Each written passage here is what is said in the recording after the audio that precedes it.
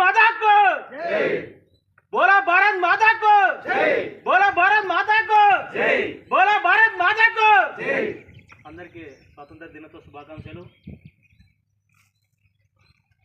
తల్లిదండ్రులు కన్న కలను త్వరలోనే నెరవేర్చుకునే అవకాశం మనకుంది.